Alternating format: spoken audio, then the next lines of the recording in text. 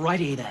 Welcome back to Banging the Can, the Houston sports show that does not apologize for championship rings and tings, presented by Bolen Media. I am Ross Bolen, and we have a lot to discuss today in the realm of Houston sports, starting, of course, with the Texans' 23-20 win, if you can call it that, over the Jacksonville Jaguars. Now, after a very ugly, deeply upsetting loss to the Tennessee Titans in Week 12, where the Texans fell 32-27 in a game they were favored to win by 8 points, we all hoped, or at least I did, that the Texans would come out fired up and show us they mean business against another basement-dwelling divisional opponent, the Jacksonville Jaguars, and that didn't really happen.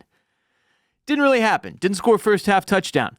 2 field goals for 6 points in the first half.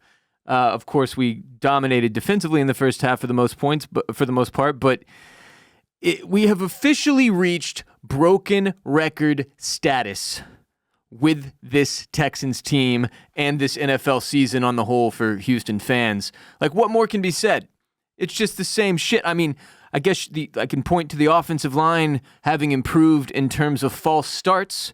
Like, there's been some progress there. But in all the other areas of concern that we have pointed to all season long, the problems remain the same. The results are the same week in and week out, kind of regardless of who we're playing, it seems.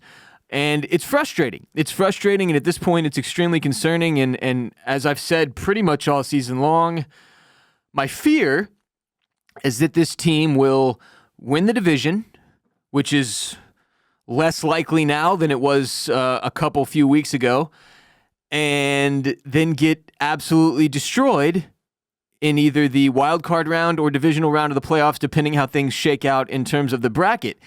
Because they haven't elevated. They have not taken things to the next level. They have not performed like a legitimate Super Bowl contender. And if you're watching as many NFL games as I am, and not just Texans games, you're seeing the quality of play, particularly on the offensive side of the ball, is just not there. It's just not up to snuff. It's not good enough. And the concerns that we've talked about all year are pretty much the same. I mean, Bobby Slowick, as the offensive coordinator, is a problem. And it's not a problem that I think will change before the offseason, but I certainly think it will change in the offseason if we continue to see the same product on the field through the end of this regular season and hopefully into the postseason. It's not working. I don't know why it's not working, but this game against the Jaguars was another perfect example of, like, the run game is supposed to be our strength. Joe Mixon is clearly one of the most talented backs in the league. And yet, the run game against the Jaguars was completely unreliable. I mean, he still broke 100 yards on 20 rushes, but I think in the first half, he was averaging like 1.4 per carry.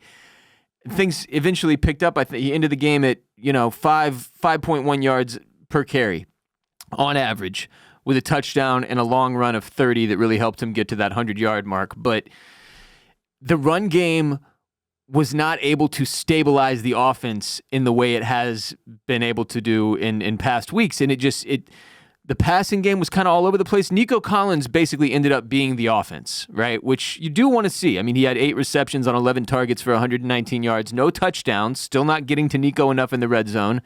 A good game from Nico Collins for sure, but that was basically it in terms of real production from the receivers. Tank Dell had 1 reception.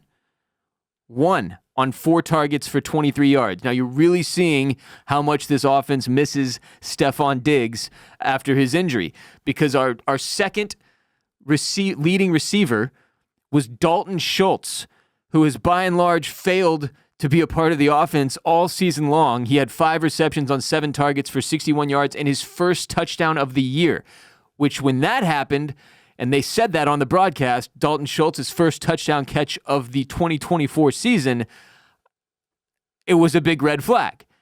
Like, how they re-signed him in the offseason. He seemed to be a pretty big part of the offense receiving-wise last season. He still can't block for shit. But I couldn't believe he hadn't caught a touchdown pass all year long.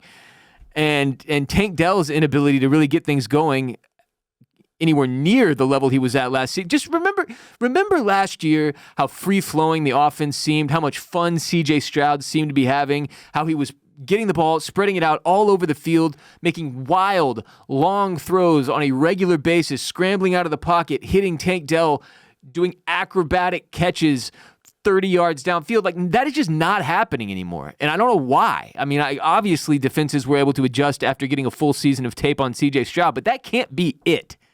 Feels like a lack of creativity on the part of the offensive coordinator is the biggest issue for the offense, and you still don't really see any life in C.J. Stroud's eyes. I think he was happy to get this win, happy with the way some of the things went on the field, but like, we shouldn't be in a one-score game against the Jags. There's just no other way to put it, especially not when you lost to the Titans the week before.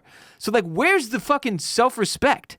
The fight, you know? That's what you're not seeing, and it's part of the reason that I don't really mind what Aziz Al-Shaair ended up doing. Like, somebody, not in terms of the hit itself, which we'll get to, but somebody's got to fire this team up. Somebody's got to show some fucking heart.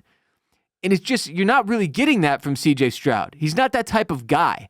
He kind of reminds me, and I hate to make this comparison, but I'm going to anyway, kind of reminds me of James Harden. James Harden was inarguably the best scorer in the NBA during part of his run with the Houston Rockets. But he was never the guy who was going to lead the team. He was never the guy who was going to call out other players for their shortcomings or make sure that at halftime he got in somebody's ass and got them to fucking perform. Like, he was never that kind of leader, and it's affected him his entire career. And some guys just aren't built that way, and it's fine. But you have to have somebody who's willing to do it, which is why when the Rockets brought in Chris Paul, you saw a different version of that team. It wasn't just Chris Paul's ability to run point guard so that James Harden didn't have to as much. It was also his leadership skills that were inarguably an arm and a leg above James Harden. So I don't know what the answer is. It feels like Stephon Diggs was probably the veteran leader on offense, and now he's gone, so who do you turn to? I don't really see Nico Collins as the outspoken guy who's going to get get on people's ass when they don't do what they're supposed to do, or when they screw up a route, or when they drop a pass, or when they're not locked in for a full 4 quarters. It's not C.J. Stroud. It's certainly not anyone on the offensive line. Who the hell is it going to be? It doesn't seem to be Bobby Slowick.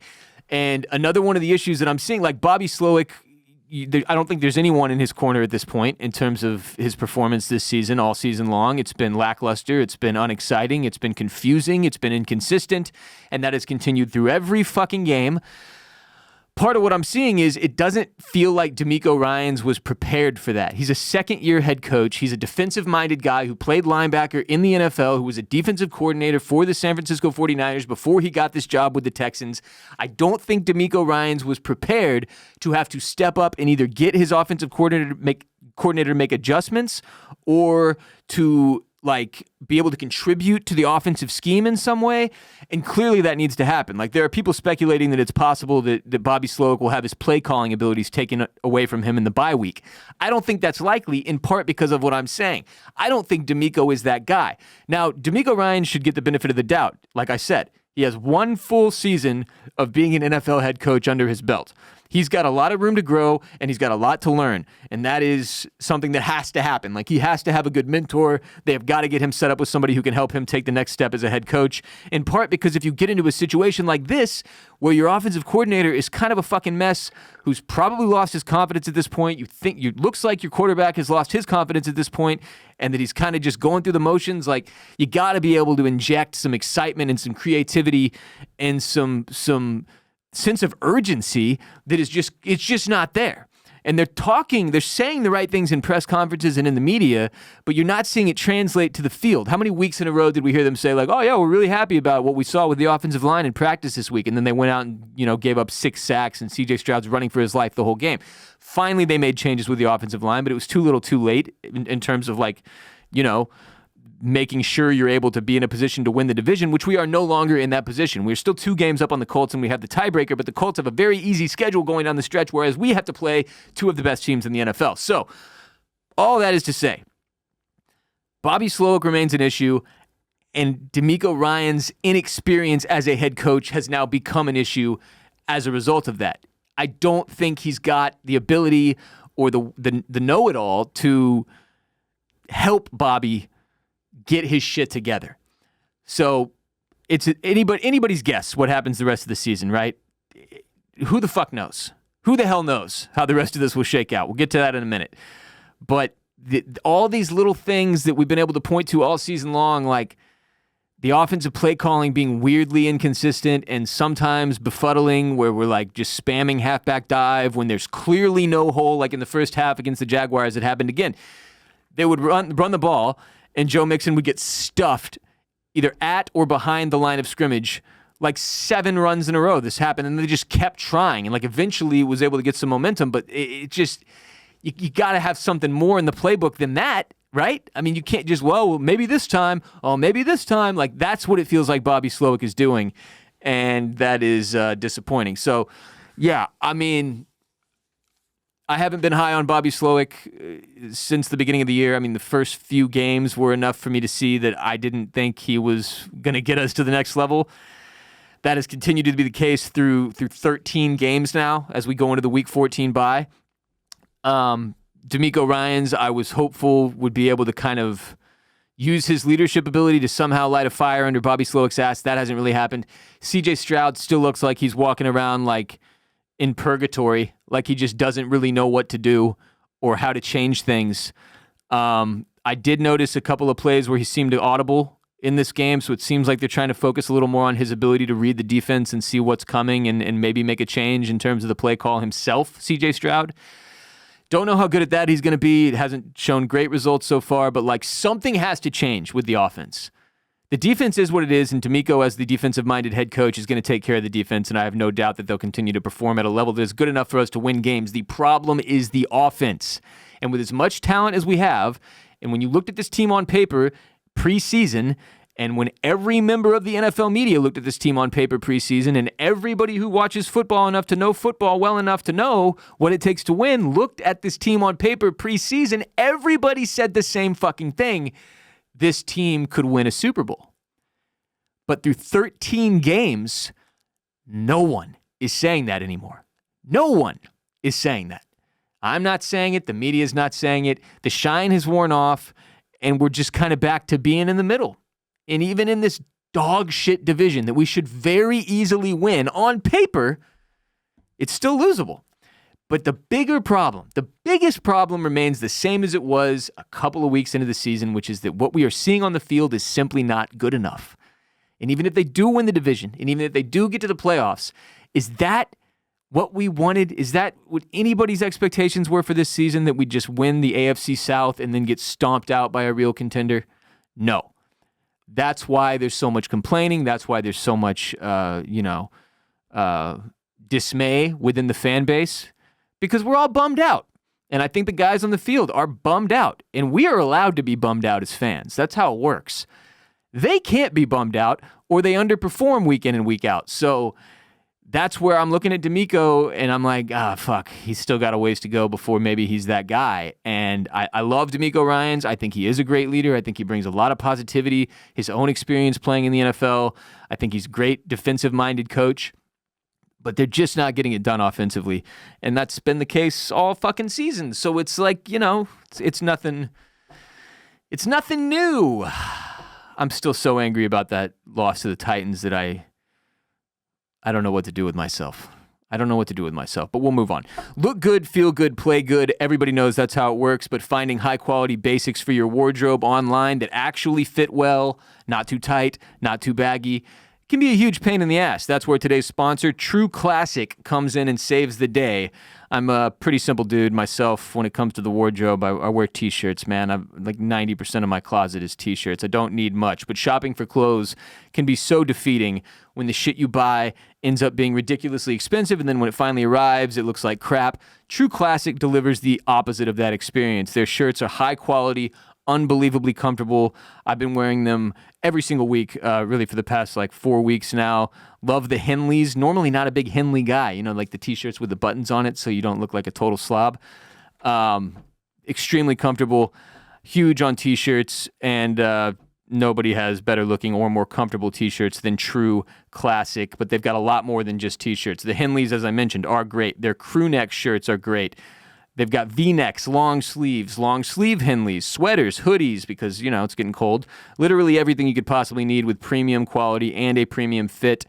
Underwear, jackets, socks, jeans, polos, joggers. True Classic is your one-stop shop for everything you need, and nothing helps you move on from another sad Houston Texans performance like a little retail therapy. So get in there and grab yourself some True Classic today. The holidays are here, and True Classic's ultra-comfortable, perfect-fitting essentials make the perfect gift for you and the other dudes in your life. So if you're ready to upgrade your closet, shop now and unlock big savings during their huge holiday sale. Just go to our exclusive link just for can bangers at trueclassic.com/BTC to save. That's trueclassic.com/BTC. They got crazy deals going on right now, so go check them out. Please support our show and tell them we sent you. trueclassic.com/BTC. In the year with holiday cheer, thanks to True Classic. So Aziz Al-Shaair obviously nearly decapitated Trevor Lawrence on that slide and that little forearm shiv that he hit him with. A lot has been said about this play. Probably a million times more takes than were necessary. One of the strangest things about it, we know Al-Shaair is a fiery guy. Plays with a lot of heart, a lot of passion. He plays like he's in a dogfight. He plays like his life depends on it, right? He's an old school defensive player in that regard. I remember the game earlier in the season. I want to say it was like week 3 or 4 where he hit a quarterback as the quarterback was going out of bounds. There was no flag for a late hit, but he was into the other team's bench, and he found himself surrounded by the other team's players, and he stood up and just fucking punched one of them in the helmet, in the face mask. And he got fined for that. But it was an example of how I think Al-Shaair plays the game of football. Like, if he's being attacked, he's going to fight his way out. If he thinks he's been backed into a corner, he's going to fight. He's just aggressive. He's aggressive, which you want. And he's been one of the best defenders on our team the entire season. I mean, he is inarguably a pivotal piece of the DeMeco Ryans defensive scheme. It's the reason he brought him over here after coaching him in San Francisco. Now, when he delivered that hit live, it looked extremely dirty because I thought he lowered the shoulder and just leveled Trevor Lawrence's face, basically. But he led with the forearm. Unfortunately, he's wearing the DeMeco Ryans style giant fucking full arm pad thing, so it almost like he was utilizing a weapon. And if he just had not done the forearm, if he had just dove and maybe clipped the top of his helmet, none of this would be happening. But because he made that mistake in the moment in a split-second decision, obviously he needed to be fined. Probably needed to be ejected from that game. With the way things unfolded after the fact, he definitely needed to be ejected from the game. But the suspension he has been handed for 3 games from the NFL feels a little heavy-handed. And I think it comes in part because there was like a 5-minute period after the hit on Lawrence that the commentators couldn't shut the fuck up about how they had basically just witnessed an attempted murder, which felt insane. And I was watching this unfold and tried to remove my own personal bias as a Texans fan. Like, obviously, I want quarterbacks to be protected. I think some of the rules they have instituted over the past several years to protect the quarterbacks more have been great for the game. And you keep, if all the quarterbacks are constantly injured and knocked out with concussions and retiring early like Andrew Luck, then the league is in a terrible place. The quarterback is the cornerstone of the NFL. It always has been. It always will be. And as Texans fans, we probably understand this more than most, that if you don't have a quarterback, you don't have jack shit. You got no chance in hell. I guess it happens on occasion that a mediocre or a game manager style quarterback can lead a team to a Super Bowl, but it's few and far between. You got to have a leader offensively with the ball in his hand every single possession in the form of your quarterback. So I get why they protect these guys. I get why the rules have been put in place, but the overreaction from the commentators was insane. Acting like Aziz Al-Shaair was like an escaped inmate who had come onto the field with a fucking baseball bat and tried to bludgeon Trevor Lawrence to death with it was an insane reaction. It was completely uncalled for. They questioned his character. They questioned his judgment. They questioned basically everything about this dude just off of that one hit, which was fucking wild to me. And what they weren't factoring in, which needs to be factored into the Al-Shaair conversation regardless of whose side you're on, is the fact that quarterbacks have started taking advantage of the rules that have been put in place to protect them, and probably no one more than a guy like Patrick Mahomes, who you will now find if you go on Twitter and search Patrick Mahomes slide, a plethora of videos going viral of him faking a slide. He's constantly looking for a way to get a few more yards. And I'm not saying Patrick Mahomes is doing anything wrong per se, but the NFL needs to change the way they are ruling on this shit based on what is happening. If you're running downfield, open field, middle of the field, and you start to look like you're going to slide, defenders are going to pull up and veer off. So you can scoot in for 4 or 5 more yards, maybe even more than that. And eventually, in the case of one of the clips I'm thinking of, Mahomes, he just gets normally tackled. The slide is creating a situation where if a guy is already in the process of diving or, what do they call it? When you launching, it's fucked. There's no way to stop your inertia or your momentum, and there's no way to read, like, is he sliding? Is he not? Like, there's a lot of quarterbacks who are really bad at sliding. To Trevor Lawrence's credit, this was almost a picture-perfect baseball slide. But, like, if you've seen C.J. Stroud try to slide, he's terrible at it, and it's horrifying every time he does it. But it's the same question that's been brought up over the past few weeks. Like, I'll take it back to Mahomes because he's the best-known quarterback in the NFL at this point, face of the league. He'll be tiptoeing down the sidelines and look like he's going to go out of bounds, and guys are afraid to put a hit on him because they don't want to get a late hit. If he takes one step to the left, then suddenly there's another 15 yards tacked on. So Mahomes knows this. He's a smart guy. He's a savvy player. So he'll go down the sideline, look like he's going to go out of bounds. Guys will peel off, and then he gets another 5-6 yards before finally somebody pushes him out. Defenders don't want that. They want to do their jobs and stop the football from moving forward. So you have to factor this in when you're talking about what happened with Aziz Al-Shaair and Trevor Lawrence. And maybe it doesn't apply as much to this particular hit as I would like it to, because frankly, end of the day, it's just like when they showed it in slow motion, I'm like, oh yeah, I can tell he probably didn't mean to do that. But when they show the forearm extension into his like lower head, neck, fucking chin area, it looks really, really bad. I don't think he meant to do it on purpose. I don't think he's a dirty player. I think he's aggressive and fiery and plays with passion and goes all out every single play. Like I said, it is what it is. It happened. The 3-game suspension feels a little bit fucking much, and it feels like way too fucking much when you actually read this thing that was handed down from the NFL and from NFL VP Jon Runyan, who now people are digging up clips of Jon Runyan, who's a former player, delivering significantly dirtier hits on players during his career. Not that it's the same. The league has changed a lot. The rules have changed a lot. But the fact that they've got this monster Jon Runyan, who used to destroy people regularly, is the guy who's making this kind of call and then delivering this message, which I'm about to read to you, feels a bit fucking weird. Here's the message from the NFL. The press release. Aziz Al-Shaair suspended 3 games. Aziz Al-Shaair of the Houston Texans has been suspended without pay for 3 games for repeated violations of rules intended to protect the health and safety of players and promote sportsmanship, including during Sunday's game against the Jacksonville Jaguars. So from the get-go, they're saying it's not just about the hit he delivered, it's about his overall resume.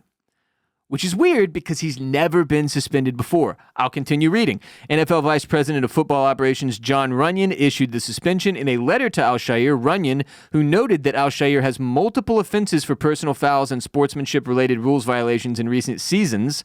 So now we're talking about factoring in not even just this season, other seasons, which is strange. Because that's going to get a lot of defenders in a lot of trouble if you're able to look back 2-3 fucking years and see when they made mistakes and factor that into the lengthy or to the amount of their fine or their suspension. That feels a little bit fucking weird. But it says, during your game against the Jacksonville Jaguars on December 1, this is reading straight from the letter they sent Al-Shaair.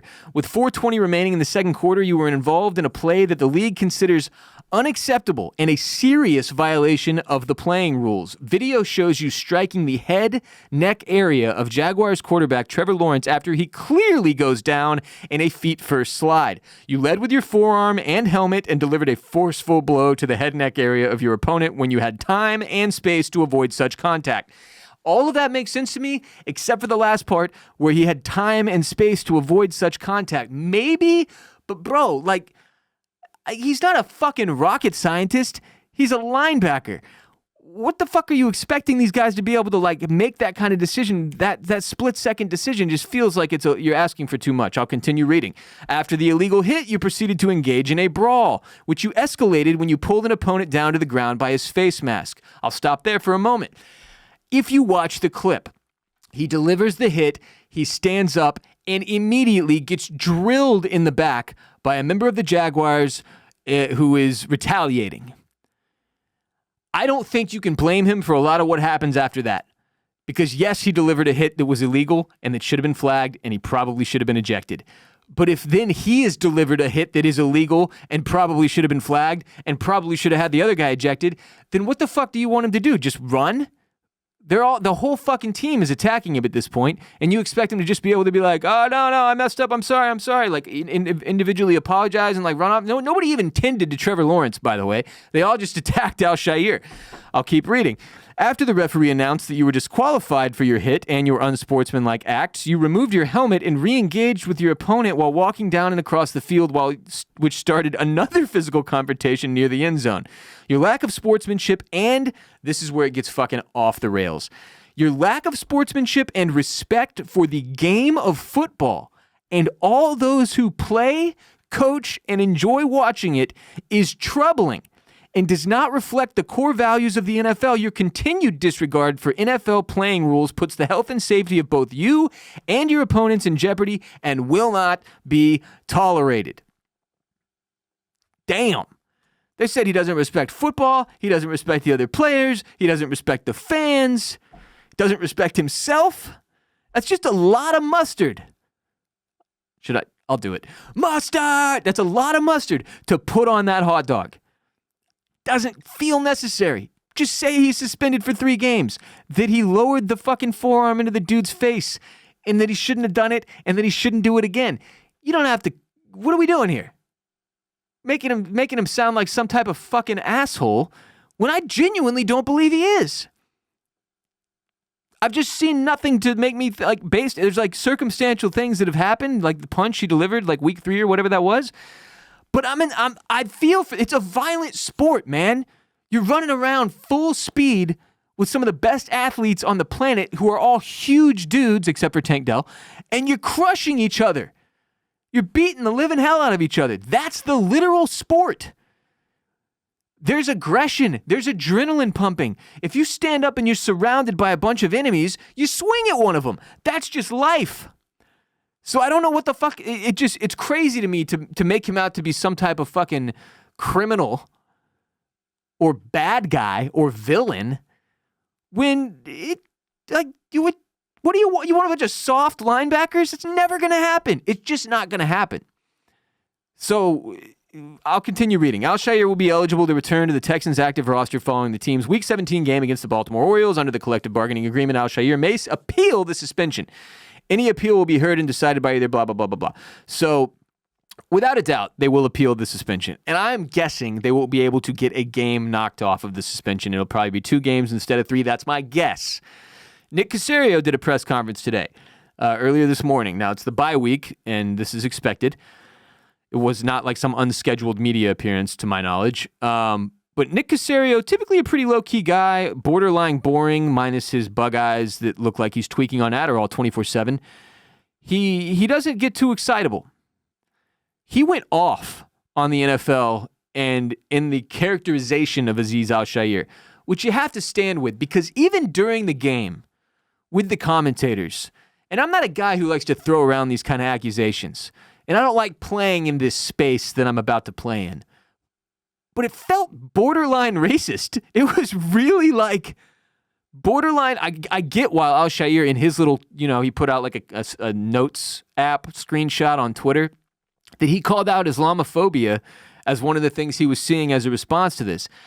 Because it felt like part of the reason they put all that mustard on that hot dog was that this was a black dude whose name is extremely Muslim, who is a Muslim, Aziz Al-Shaair, hitting a white dude with long sunshine-ass hair who happens to be a Christian. And it felt like that factored in. And again, I don't like to go here. But why the fuck else would they paint him the way they did live on TV, calling his character into question, basically saying he did it on purpose and that he's a terrible guy for 5 full minutes. They couldn't shut the fuck up about it. We're like 5 plays down the line. They're still talking about the hit. They're still showing the hit. We went into like the next half and they were still bringing it up, still showing the replay. They just clung to it. And I get that it's entertainment. And that's another weird element of the NFL and professional sports in general, is that it's not only a competitive event, it is also entertainment for the masses. But at some point, there was like some serious character attacking going on here that really, if you listen to like Nick Caserio in his presser today, the Texans aren't seeing any of that. This isn't some fucking off-the-rails nutjob dickhead who's a total liability every game. Discipline for this team has been an issue. This was an undisciplined play. There's no argument there. But when you start calling into question guys' character, their morals, their values, accusing them of not respecting not only the game of football, but the players on the field and themselves and the fans, you're putting it on too thick. And that's what the NFL did here. They put it on too thick. I think 3 games is too many. I get 1 or 2, fine, whatever. You have to protect the quarterbacks. Like I said, I understand why, and I want C.J. Stroud to receive the same kind of protection, God willing. But I feel bad for Al-Shaair here. This painted him in a light that I don't think was fair. It's a bang-bang play. Guys make mistakes. People make mistakes. Humans make mistakes. It's what we fucking do. But damn, they roasted this man, and it felt weird, and it got to the point of uncomfortable. It was uncomfortable. And I really liked seeing this from Nick Caserio today, him standing up and defending his guy and calling out the NFL and saying it was bullshit. And he called it embarrassing what they said in this long-winded 3 fucking page letter that they wrote to Al-Shaair, and the statement that they put out, the what is this called? Public press release. Brain, thank you. The whole thing was a mess. That was a mess. And I can't even remember who they brought in after Trevor Lawrence went down. It was Mac Jones. But then this is where things start. Moving on from the suspension of Aziz Al-Shaair, the dirty hit on Trevor Lawrence and everything that happened there, and I hope Trevor makes a full recovery. That was brutal to watch. He's had other injury issues this season, and that sucked for him. I feel bad for the guy. I feel bad for Jags fans. It also is part of the game, and it fucking happens. Mac Jones came in, and I'm going, well, on the plus side, we should win this thing handily now. Not so fast, my friend. We made Mac Jones look like a very competent quarterback, arguably better than Trevor Lawrence looked in the in the possessions that he got to participate in before having his head knocked off. That's where I'm like back to just like fucking I can't understand. Mac Jones? Mac Jones? The defense is the foundation of this team this year. And Mac Jones is shredding us. The Jags have won like 2 games, man. How? How does this happen? What are they? 2-10. They've won 2 fucking games. And somehow we let Mac Jones come out there, who I guess he had played the last couple weeks with Trevor Lawrence out, and so he had some, experience and a little bit of momentum going. But like that was so disheartening. And it was just back to what we've been saying all year and back to what I said at the top of the show, where it's like, this team just doesn't look ready. They just don't look ready. And there's too much of a lack of discipline, especially in the backfield on defense, like our safeties. And I know we've got guys that have been hurt in that arena too, but like we have all these pieces that you look at in like Will Anderson Jr. and Danielle Hunter. I'll start saying it correctly so those of you who have commented every week will get off my back. Where the fuck were they at here? Very little pressure from either of those guys. You got to give credit to the Jags offensive line, I suppose, in some part, but like we weren't able to get a lot of pressure on the quarterback, whichever one you want, Trevor Lawrence, Mac Jones. We've got one of the best, so 2 great defensive ends right there, right? 2 of the best in the game, Danielle Hunter, Will Anderson Jr. You got Derek Stingley Jr., one of the best corners in football, right? You've got safeties that are semi-competent, but are regularly making mistakes that are just like giving up 60-yard touchdowns. When you look at it on paper, the team has everything they need, and then when you watch the product on the field, they look lost. So you got to point to coaching. You got to. And they've got the bye this week. It gives them another opportunity to rest, to get healthier, to get their heads screwed on right, to start changing some of the things that have been incessant issues all season long, if they have the ability to do it, which is what we will find out at home against the Miami Dolphins in Week 15. That's what we will find out. Because this is it. This is a huge turning point in the season. To eke out a win against the lowly divisional rival Jacksonville Jaguars after losing to the even more lowly Tennessee Titans, in my opinion, which was a devastating loss. You go into the bye, everyone in the world, and me first, I was first, started calling out all these issues, starting really week 3, if not before. They've been the same for fucking 2.5 months. Go and fix them. D'Amico Ryans got to go to the next level as a head coach. Nick Caserio, Bobby Slowick has got to get his shit together as our offensive coordinator, or they've got to take the fucking play calling away from him. I don't think that's going to happen. My prediction is still that Bobby Slowick does not get a renewed contract in the offseason and we find a new offensive coordinator. Players have got to come in to this bye week ready to figure it out. Because we've got the game at home against the Dolphins, then we are in Kansas City against the Chiefs, then we are at home against the Baltimore Ravens, and that's the season right there. That 2-week stretch. And you can count the Dolphins game as well if you want, because that's very losable. They're all losable for us now. We know that. We didn't feel that way at the beginning of the season, or at least we didn't think that should be the way it was, and now we're in that place again where it's losable. Any given Sunday, we could lose. Doesn't matter who the opponent is, doesn't matter how dog shit they are. We lost to the fucking Jets. We lost to the fucking Titans. We nearly lost to the Jags. They're all losable. So the Chiefs and Ravens games are going to show us what we really have here. And then it will be inarguable. It will be concrete. That will be it. So I hope things change. Because as I've said over and over, this hasn't been good enough. And then, of course, we close out the season against the Tennessee Titans, who just beat us a couple of weeks ago. And God, I hope that game is not as important as it feels like it's going to be. Today's episode is also brought to you by HelloFresh. I love the holidays, but with how busy they are, I'm always looking for ways to stress less. HelloFresh helps make mealtime manageable, saving you from searching for recipes or doing all that grocery shopping. Just pick your meals, and everything you need is delivered right to your door. Personally, I've never been much of a chef. That's why I love HelloFresh so much. They make everything easy if you don't have a ton of experience in the kitchen like I don't. Not only do they provide you with all the delicious ingredients you need for each meal, but the instructions are easy to follow, easy to understand. The steps are all there. And they actually make cooking enjoyable. So I feel like a legit chef, even if without their help, I wouldn't have a clue what I was doing. Plus, there's always something for everyone to enjoy on HelloFresh's weekly menu with 50 chef-crafted recipes to choose from every week, plus customizable options to make your meals just the way you like them. You'll be able to easily satisfy every craving. Once you sign up, you can easily pause your subscription if you've, got a couple of weeks you're going to be out of town during the holidays or whatever, and you don't want deliveries. That's super easy to manage as well.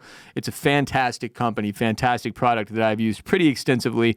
Like I said, never been big in the kitchen. Never learned a lot of different recipes. If I have a recipe book, I need the instructions to be like they're for a 4-year-old. And that's what HelloFresh provides. And they've given me the ability to cook. I've got 2 small kids at home.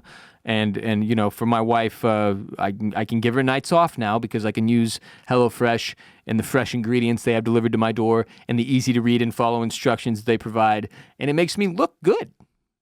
And it tastes good. And I feel good after I eat it. Get 10 free meals at HelloFresh.com/freeBTC. Applied across 7 boxes. New subscribers only. Varies by plan. That's 10 free HelloFresh meals. Just go to HelloFresh.com/freeBTC. HelloFresh, America's #1 meal kit. Now to end on some real positivity. Almost shocking positivity. Rockets and Texans, kind of in the same boat. Both went through extensive rebuilds, right? Had seasons last year that were really promising and led us to believe that perhaps we could reignite the feeling of the golden era of Houston sports that we thought we were going to have back before like the 2021 season, before the Deshaun Watson debacle, before James Harden's exit, when the Astros were still going to the World Series every other year. we were in it. And then all of a sudden it was gone. And then after last year, we felt like it could be back. Now, the Astros kind of let us down a little bit, but the Texans had a big year and felt like everything was moving in the right direction. And now we're starting to see that waffle a little bit. But I will tell you, through 21 games of Rockets basketball, most of which I have watched at least half of the game, they're doing it. Like, they're really doing it. And not like a mirage. First few weeks, I was like, okay, yeah, but let's see how this plays out longer term. They are 15-6. 15-6. They're a half game back of first place in the Western Conference.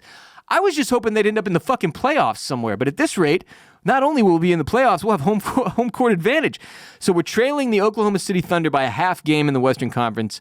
And the Rockets beat the Thunder in a huge game on Sunday night, which, frankly, after this win against the Jaguars, I was like so down sports-wise. I needed this lift from the Rockets, and they delivered it. Great game. The team is super fun to watch. It's similar to the situation that, ironically, the Oklahoma City Thunder have going on the last few years, where it's like they drafted all this talent. They watch the talent develop. They have good coaching. They have good schemes offensively and defensively. They've got all these role players who know their role and do it well. They play hard. They play tough. They play fast. They play good defense.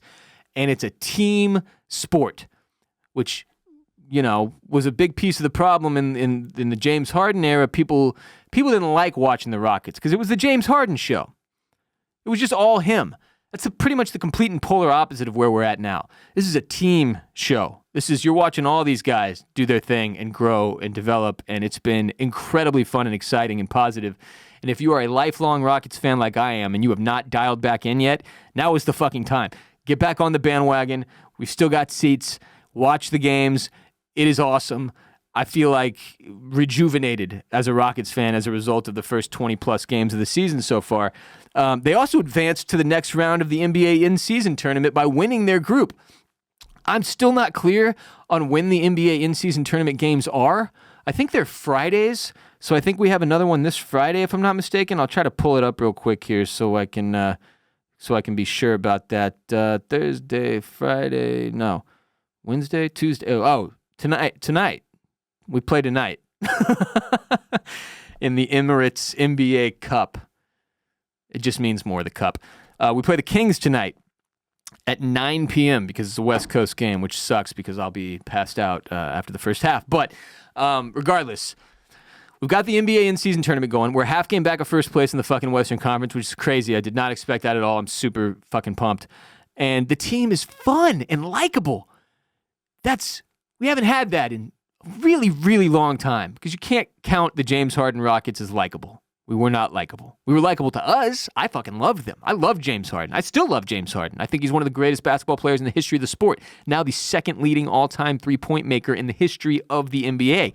But these guys, likable. Alperen Şengün. What? Baby Jokic. He's doing it. He's really doing it. Incredible passer. Just won Western Conference Player of the Week, I believe. Great scorer. Can be a really good defender. He's taken steps defensively that I wasn't sure he'd be able to make, which are extremely, that provides a lot of hope for the future and his ceiling. Şengün continues to get it done. Jalen Green, here and there. Still the same dude, kind of having the same issues. Weakest defender on the team, and it's not really close. And when his offense is there, you can write off the defensive shortcomings, but when his offense is not there, which is way too often still, he's frustrating to watch. He's got the athleticism. You know he's got the ability. You see it in stretches where you're just like, holy shit, this guy's going to be a superstar. He looks like a young Kobe Bryant out there. And then he'll go 2 weeks without having a single memorable game, and it's like, wait, what the fuck happened to Jalen Green? Same thing as last season where, eventually he turned it on in March, and all of us are like, yes, he's doing it. He's turning the corner. He didn't turn the corner. I don't know what his deal is. I don't know how to explain it yet. I don't think anybody does. I think if there is a trade package that the Rockets put together to get a superstar to bring one in and try to compete for a championship this season, which I still, if I'm being honest, hope doesn't happen, Jalen Green will be at the top of that trade package. He's the odd man out. He's the guy that doesn't fit when it comes down to it at the end of the day. If we're getting a superstar, they're going to need talent going the other way, and that guy will be Jalen fucking Green. I hope we don't do this. Just like I hoped we didn't do it last year, because I'd rather see this homegrown thing win than go get, Giannis or whoever the fuck.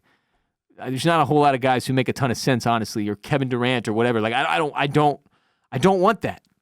I like these guys, and I think they've got a real shot. Even if Jalen Green doesn't take the next step, and some nights he's giving you 35, and other nights he's giving you 10 on 20 shots or whatever. So Jalen Green is still a question mark. Tari Eason, and let's just say Tari Eason and Amen Thompson. What are they calling them? The Terror Twins now? Unbelievable defensive duo. Probably the best in basketball. And they're both super fun to watch. Nonstop energy. They make smart plays defensively. They make great plays defensively. They're good enough offensively. Amen Thompson is starting to be looked at by some of the NBA analysts as potentially the dude we thought Jalen Green would be, like the future superstar of this team. He is one of the best defenders in the NBA right now. He can guard pretty much every position. He's flying around the court. So much fun to watch. Super proud of that development between Tari Eason and Amen Thompson. And those aren't guys that we were initially factoring into like the Rockets' young core a few years ago. And now they're at the top of the fucking list. Dylan Brooks. Now these numbers won't hold up. We all know they won't. But like offensively, he's been significantly better than you would expect. Defensively, he's turned it up. Right? I think he's been able to take a lot of the hate that has come from, his reputation and from the media and whatnot and propel himself. And he's a leader on this team. He's making big shots that I didn't think he was capable of making. Like, he's been phenomenal. Fred VanVleet continues to be like the veteran leader. What can you say about Fred? He's a $200 million man who was undrafted. There's no way not to respect his game and what he's been able to accomplish in the NBA. And then you got Steven Adams, who's playing really limited minutes so far. I honestly haven't been following what his deal is. I think he's been still hurt and he's coming back from injury or whatever. I guess that he missed like all of last season, obviously. But I keep watching games, and after the game ends, I'm like, oh, wait, Steven Adams didn't even play. Or like, oh, he was only out there for like 2 minutes or 4 minutes or whatever. So when we get him back, it'll be interesting to see what happens. The Rockets are in a great place. They're rolling. We're seeing everything we wanted to see. Ime Udoka is very, very good at his job. I mean, you can see it in the way he handles these guys. I think he's probably perfect in terms of fit for a young team like this that needs to be, not have their hands held necessarily, but like you got to stay on top of them. You got to keep steering them in the right direction and make sure they stay focused. And Ime has been able to do that, and he's also very fun to watch on the sideline. He gets animated sometimes. You can read his facial expressions and see exactly what's going on with him if you watch enough of these games. And I'm in love again. I'm ready to get hurt again with the Houston Rockets. It's been many years, but I'm ready. And right now, 21 games in, a half game back of first fucking place, one of the 4 best teams in the league. You're seeing us in the top 5 of every single power rankings that there are in the NBA, which is really, really exciting. Get back in. I'm telling you, if you're down on the Texans, which you should be, I'm sorry to say you should be, the Rockets are there for you. Get in there. Have some fun watching the Rockets. We'll talk more Rockets, obviously, as the Texans season winds down and comes to its inevitable pathetic end, and things heat up in the NBA.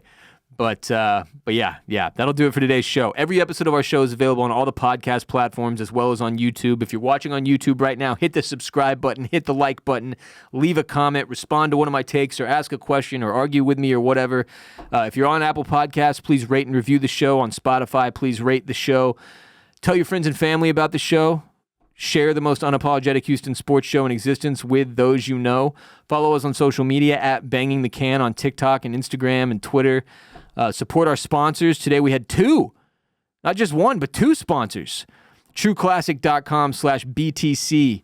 Get your wardrobe right. It's getting colder. I know none of you got the right stuff for winter. They got it for you at True Classic. TrueClassic.com/BTC for huge holiday savings. And of course, HelloFresh, America's #1 meal kit. Get 10 free HelloFresh meals by going to HelloFresh.com/BTC. They are applied across 7 boxes. New subscribers only, varies by plan. HelloFresh.com/BTC. Support our sponsors. That's how we keep the show going. If you're liking the show, support the show. Share the show. Support the sponsors. The sponsors support the show. It's a circle of life. Check out Bolen Media's other shows. If you're an F1 fan, we've got Formula Bone, where Jared J-Bone Borislow is your host, giving you a preview and a recap of every F1 race all season long. One race left, the Abu Dhabi Grand Prix. Preview for that is coming out later today on youtube.com/@FormulaBone. Formula Bone is also available on the podcast platforms as well. Follow Formula Bone across all the social medias at Formula Bone. I've got another show called the Ross Bolen Podcast where I talk about life and comedy and funny headlines and weird things to Wikipedia when you're high.